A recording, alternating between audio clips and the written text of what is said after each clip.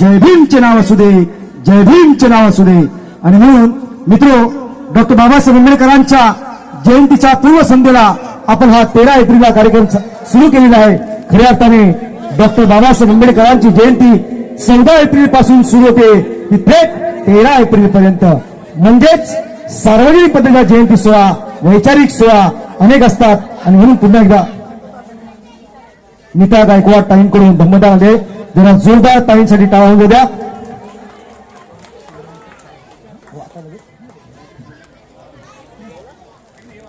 बहिरांचे राजे छत्रपती शिवाजी महाराज मोगल साम्राज्याच्या विरुद्ध हाती नंगी तलवार घेऊन गोरगरिबांसाठी लढणारा राजा, भाजीच्या देठाला सुद्धा हात लावायची कोणाची हिंमतच नव्हती असा एकमेव राजा म्हणजेच छत्रपती शिवाजी महाराज.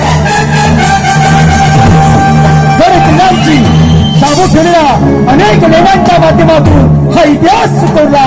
आणि म्हणून छत्रपती शिवाजींचं स्वराज्य डॉक्टर बाबासाहेब आंबेडकरांनी भारतीय संविधानात अंमलात आणलं. आणि म्हणून छत्रपती शिवाजी महाराजांना आमच्या गीताच्या मध्ये हा मानाचा मुद्रा.